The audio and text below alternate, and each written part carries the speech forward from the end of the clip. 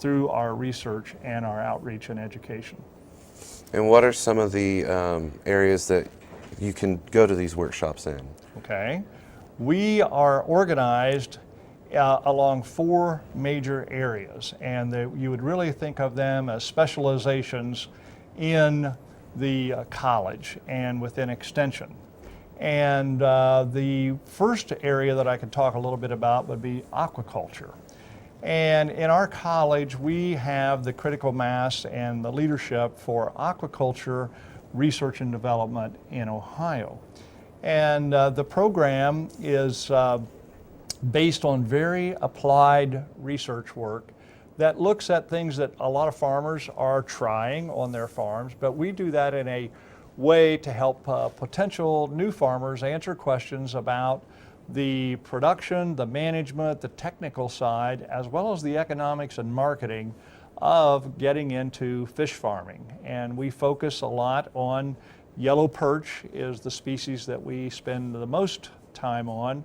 We follow that up with work in bluegill production as well as freshwater prawn. And we have just a very beginning, there's a lot of interest and a lot of market openings for largemouth bass. And there's a huge ethnic market that's very much interested in largemouth bass on the East Coast in the major cities of New York City and up and down the East Coast as a live market. And so we're beginning to transition a little bit of our effort toward largemouth bass. But traditionally we focused primarily on yellow perch, and we do, as I say, all aspects. A big emphasis to date has been the genetic improvement of yellow perch. And just like any farm-raised animal, whether it be beef or pork or broilers, we're interested in production efficiency. So a big part of the way that you can increase the efficiency is to select the better genetics. So we have invested a lot of research trials and work on selecting for the fastest growing and the best feed conversion of our yellow perch. And we've had a fair amount of success to where we've improved somewhere between 35 and 40% growth rates in our improved genetics as a result of our program relative to what we've started with and what a lot of traditional fish farmers are used.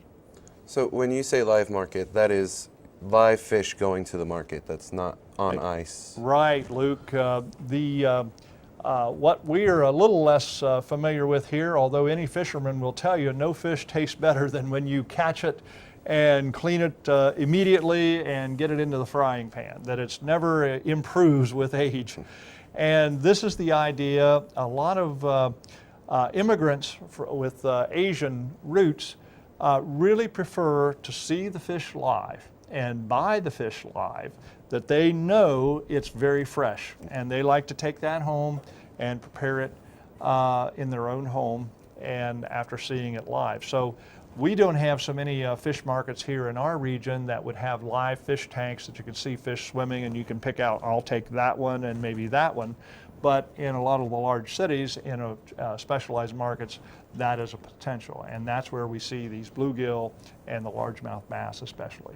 The yellow perch, that tends toward fillets, and it might be frozen or it might be even seasoned and provided through a retail outlet or a restaurant operation. Excellent. I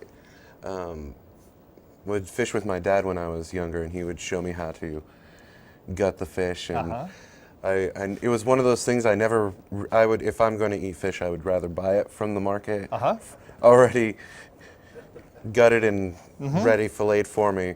But I think that's really interesting. Yep. And well, I think that that's a difference in culture. Yeah. And that, even though we have many fishermen on Lake Erie, and I'm not a successful fisherman. I'm a fisherman, but not a successful one. But when they come in with a catch, they like to take it to the cleaning station and let somebody else do the work, as opposed to them filleting them themselves in many cases. So I think just like a lot of things in our food system, we've grown very accustomed to having specialized food processors, food distributors take care of all those functions that in many traditional societies, it's more from the farm right to the plate. So you said there was 4 areas. What are some other? Okay. Another area that we specialize in is small fruits and specialty crops. We've kind of expanded that, and I'll get to that in just a minute. But our traditional focused area was based on berry production especially. And this would include most of the berries that we're familiar with here in southern Ohio and in our state.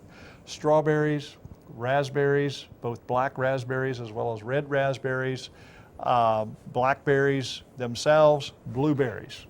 We have just started up with a program to test new what we're calling super berries, which are acacia berries and loganberries in some plots over at Piketon. And matter of fact, we have a workshop tomorrow that will be focused on these newer berries that aren't traditional here in our part of the country. Addition to that program in berries, we have a wine grape trial, and there's much more interest over the years, not only in Ohio, but in every state, locally produced items, and that includes wine grapes. And so we have traditionally not had very many wineries in southern Ohio. It's concentrated up along Lake Erie and Ashtabula County. And our Research and Development Center has a large research area at Kingsville that focuses on wine grapes.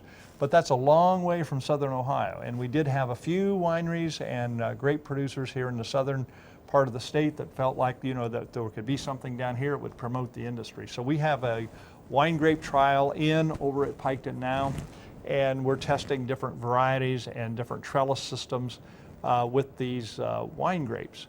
And then a more recent addition, in addition to the super berries that I mentioned, is hops.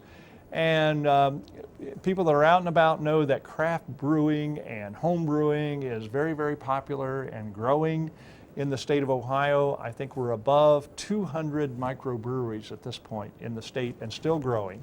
And so another way to differentiate those microbrews is if there can be locally produced ingredients. Well, one of the ingredients that can be produced locally is hops. So there's very excellent interest in this by the brewers, and so we now have a trial dealing with hops over at South Centers, and that has been just a phenomenally level of interest on the part of growers as well as the craft brewers. We conducted a conference and workshop up at Worcester, Ohio, and had over 400 people in attendance over a period of 3 days.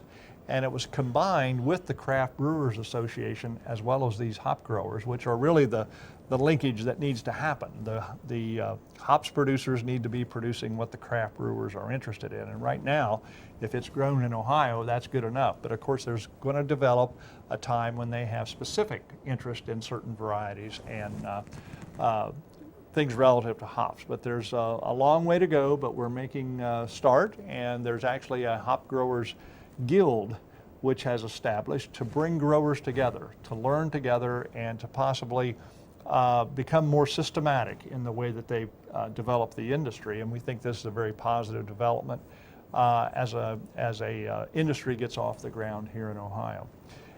Likewise, we do workshops, seminars for our berry producers, and they can come to our field nights and actually experience pruning techniques and learn how to do that. They can learn the fertilization, the irrigation, the variety selection, and then we try to give information on marketing as well for our berry producers. So have you been able to sample any of the berries or the wine or maybe the microbreweries? Well, I'll tell you, I have to confess that I have not, I'm a teetotaler by nature at this stage of life, but I know that some of our grapes have gone to Worcester, where we have an enology program, which is winemaking, and been converted into wine, and it has been taste tested by different folks. I don't know whether, you know, our varieties wouldn't be enough quantity to actually sell, but then and we're not wanting to set ourselves up as a competitor to the commercial side anyway, but a lot of these same varieties would be available from local wineries, even here in the Rio Grande and Gallipolis areas. And the hops, that one I am aware that as part of the conference in the evening, I know some of the microbreweries did supply some samples for the attendees after dinner or during the dinner hour at our Worcester conference. I'm sure everyone was excited. Well, I think there's a lot of interest, that's for certain, and it's quite unique in terms of some of the flavors and some of the names that they give the flavors. Yeah. So, talking about the horticulture side, we could go into transition really easily into the soil and water. If you would like to talk about. Sure. Sure, that's a third area that we're active with the research and extension program at Piketon. And in that program area, it's just a little bit different of twist. And the idea there is that, I mentioned aquaculture, lots of water involved, lots of environmental considerations, and overall sustainability. Same way when we talk about any agricultural crop or production activity, there's the idea that we're using the natural resources, the soil and water, as inputs, and we want to make sure that we're good stewards of our soil and water here in the region and across the state. So we have a program that looks a lot at different management strategies in terms of how the soil is tilled, what crops are rotated in order to maintain the quality of the soil. And we're also have done a good bit of work on cover crops. And this is a relatively newer incarnation of what old-time farmers would know as green manure crops, where you grew up something green and then plowed it under, and then that would nourish the corn crop or whatever it was you were planting. Cover crops, we're discovering, are a way to sustain and nurture the biodiversity in the soil. There are many microorganisms, as any farmer knows, about earthworms, but it's discovered, and farmers are becoming more aware of how mitochondria and can't even see them, are active in the soil. Well, in the wintertime, when there are no roots and the soil becomes more or less fallow and frozen, of course, they have nothing to work on. Well, the idea is to get a cover crop on going into the winter, that there are some live roots at the beginning at least to sustain this. And that actually ends up improving the soil quality for the next crop. And we're discovering that levels of applied fertilizer in the way of commercial fertilizers can be somewhat reduced by introduction of the cover crops. But really the phenomenal thing is, and we all know in agriculture that soil is the basis of life. If we lose our soil, we are done as a existence on Earth. Now, using cover crops and trying to build soil can actually increase the organic matter. And a lot of soils have been depleted over time of organic matter, but we have examples in the state of Ohio where organic matter has been raised by several percentage points by adoption of no-till cropping practices, crop rotations, and cover crops. And this is quite exciting for the future of Ohio agriculture. And 5 years ago, this was just beginning to barely be talked about, but there's a lot more adoption now, a lot more interest trying to work out the systems by which, in our major cropping areas, of course, it's corn and soybeans. How can you go in during August, early September and interseed this cover crop and get it established and coming on even as you harvest the soybean and corn crop, so that you get that crop started to get that beneficial activity in the soil? And that takes a lot of change on the part of farmers, new techniques, equipment. Maybe it's flying it on, maybe it's using high-wheeled sprayers and broadcasters to get those seeds on. Some cases have tried to combine it with the combine itself, that you're spreading some seed even as you harvest the corn and soybeans. But another aspect I want to mention while we're on the soil and water program is bioenergy crops. And now this one fits in, when our fuel prices about 5 years ago were inching up toward $4 and went past $4 and looked like they were going to go toward $5, and people were talking about peak oil and it's the end of low-cost energy. There was just a lot of interest in biofuels, and we established trials of native grass at Piketon, as well as giant miscanthus. And this is an imported from, I think it started in Africa, where miscanthus grows wild.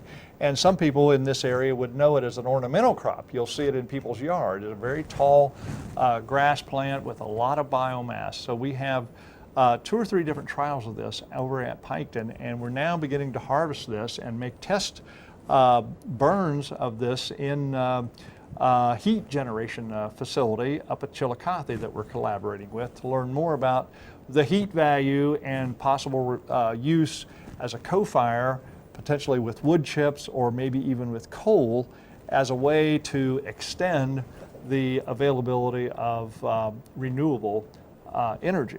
And so we're excited about it. $2 gas doesn't make people quite as excited about biomass as it does when it looks like it's 4 to 5.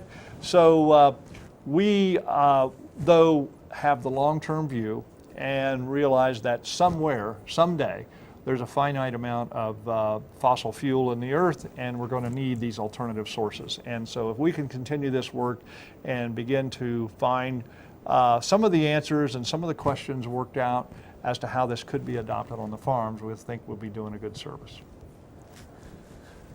And part of that, what you're looking towards could be put towards a business plan, if you'd want to talk about business development. That's our fourth program area over at Piketon.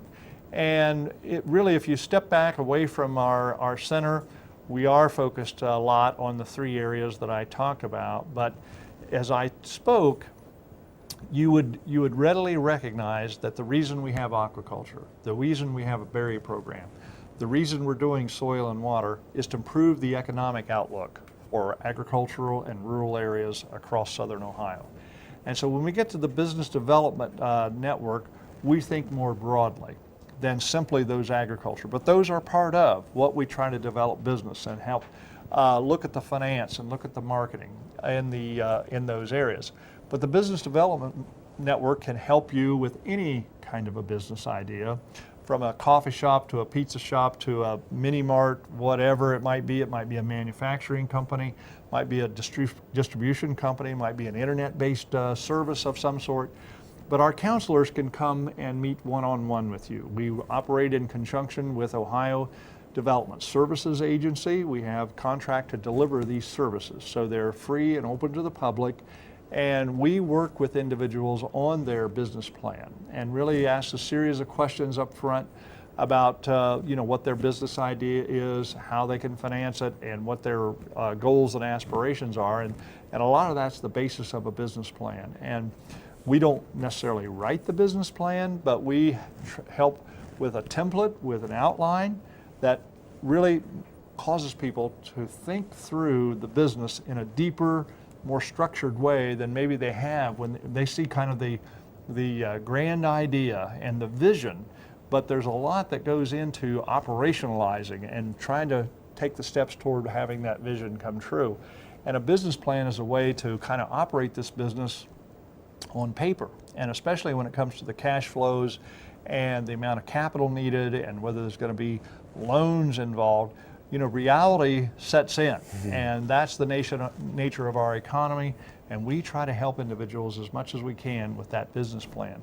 Our program also has lots of workshops that people can come to that are, learning about different aspects of business. We get into labor law and regulations and how to submit the payroll taxes, how to comply with labor law. We do that in conjunction with Department of Labor. We do workshops on marketing. We do it on money for small business.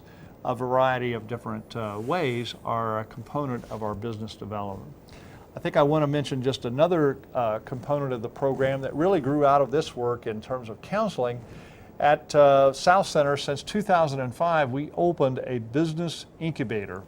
And people that are familiar with farm ideas or in a hospital, an incubator is an ideal environment, if you will, for something to happen, with the nurturing of a child or the bringing forth of chicks from eggs, the incubator idea that most people think of, at least agricultural people.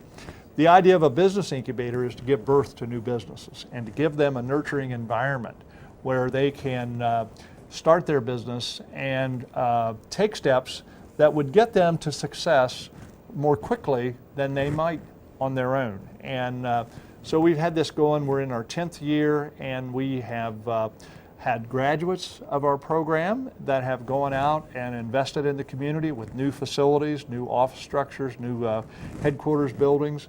We've had an excellent response. We have kept the facility pretty much better than 90% occupied over this period of time. So it has served a niche in our region, and we have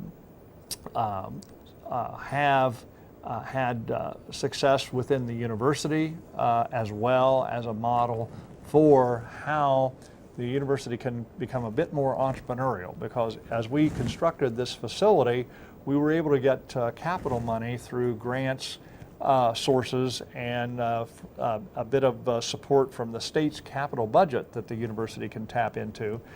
But the mandate was, well, you have to operate this Endeavor Center as a business itself. It has to pay its own way. Okay. And that ultimately, we want to be a model to these entrepreneurs and small business people that are trying to start. We want to say and provide an example that we're having to do the same thing with the Endeavor Center. And so it's somewhat different. I won't say that it's apples and apples exactly like operating as a standalone business, because there's certain overlap from the resources we have at the university. But in the grand scheme of things, it does pay its way up to this point, and we're very thankful for the business partners. We started out saying tenants, but that were in our building paying leases and so forth. But we view them very much as our business partners, and that if they're successful, we'll be successful. Their success is our success, and that's what we're there to do, is try to help them. Excellent. I understand you also work at, is it, how do I say this? It was written down for me. Washington. It looks like washing. Excuse me. Washington University, in addition to Ohio State. I think you're referring back to my background, that prior to coming to Ohio State University here at Piketon, I was a faculty member at Washington State University, which is the land grant, which is the, kind of the equivalent of Ohio State in the Northwest United States at Pullman, Washington. Out there, I was a faculty member in the Department of Agricultural Economics.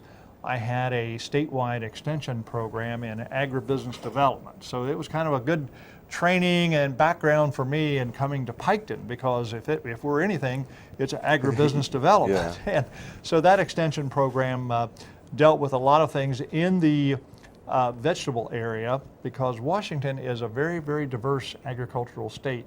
And due to the idea that there are over 200 sunny days in the state of Washington. Now, most people in Ohio, including me before I went there, think of Washington living up to its kind of nickname, the Evergreen State. As we're the Buckeye State, they're the Evergreen State, totally covered with trees. Not so.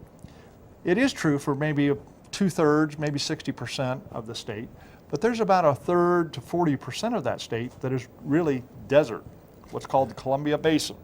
Very low rainfall, but an abundance of irrigation water from the Columbia Snake Rivers. Well, any farmer knows that if you can control the rainfall, the moisture content of the soil, you can grow most anything. And Washington is truly that. So they grow lots of vegetables for processing. A lot of our frozen vegetables, canned vegetables come out of the state of Washington. And I was there on the faculty 10 years and also taught classes in agricultural marketing, agribusiness finance, farm management, as well as agribusiness management and agribusiness finance. I think I already mentioned. So that was a good background for me to come back to Ohio. I am a Buckeye myself.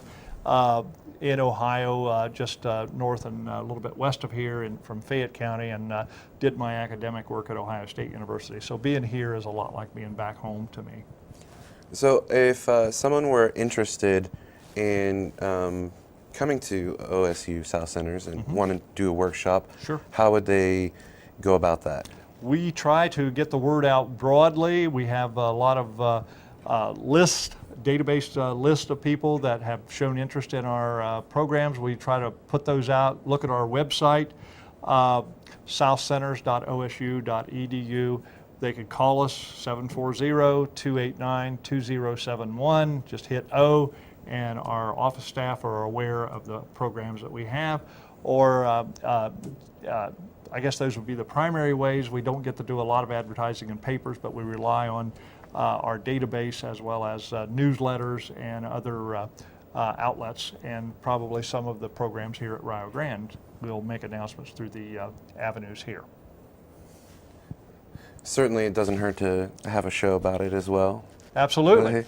Absolutely. This is another component of our way to get the word out about what we're doing over at Piketon, as well as upcoming programs specifically. Well, it was very interesting talking with you, and thank you for letting me interview you. I've enjoyed it, Luke. So- You did a good job, and I think we got the waterfront covered at Piketon. Excellent.